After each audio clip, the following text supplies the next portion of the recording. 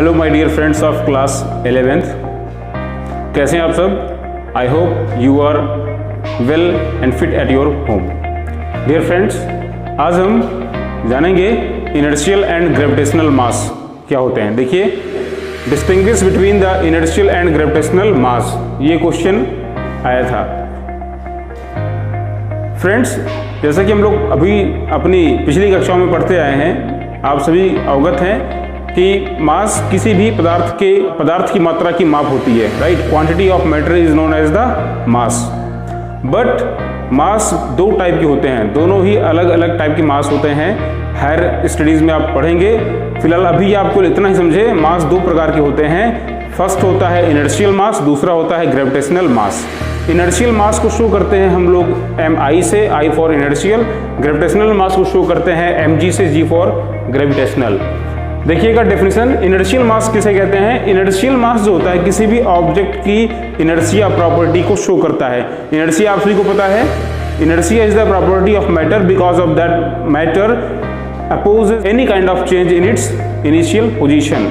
किसी भी वस्तु का वह गुण जिसके कारण वो अपनी प्रारंभिक अवस्था में किए जाने वाले किसी भी प्रकार के परिवर्तन का विरोध करती है, इनर्शिया यानी कि जड़त्व कहलाती है। So inertial mass you can define as the mass of a body which determines its inertia in translatory motion is called its inertial mass, right।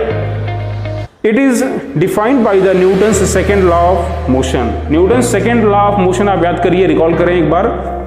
उस रूल में कहा गया था, जब भी किसी भी पदार्थ पर कोई एक्सटर्नल फोर्स अप्लाई होता है तो वो एक्सटर्नल फोर्स उस ऑब्जेक्ट में एक एक्सीलरेशन प्रोड्यूस कर देता है, राइट। एंड उसका जो मैथमेटिकल फॉर्म था वो था F इक्वल्स ma। तो वहीं से ये फॉर्मूला आपके लिए इनर्शियल मास का आया है। F इक्वल ma से inertial mass equals external force applied over acceleration produced in the object, right. इस फॉर्मूले को आप नोट कर लें और इसके थ्रू आप इनर्शियल मास को निकाल पाएंगे। दोनों ही की यूनिट किलोग्राम होती है।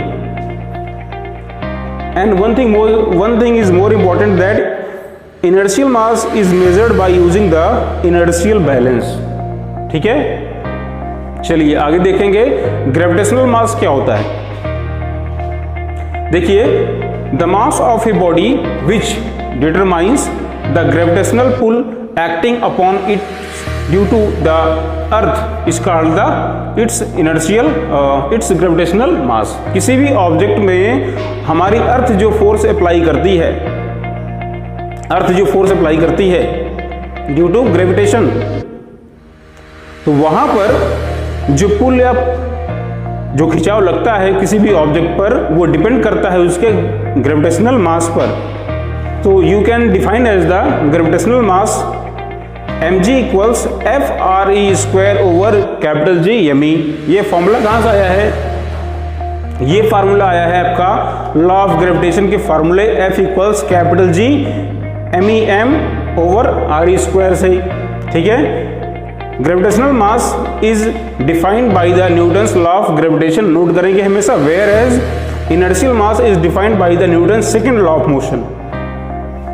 And one thing is more important, that inertial mass external force over acceleration produced होता है फॉर्मूला, जबकि ग्रेविटेशनल मास इक्वल्स होता है फोर्स और gravitational force applied by the earth into radius square of the radius of earth over capital G means universal gravitational constant, me means mass of the earth.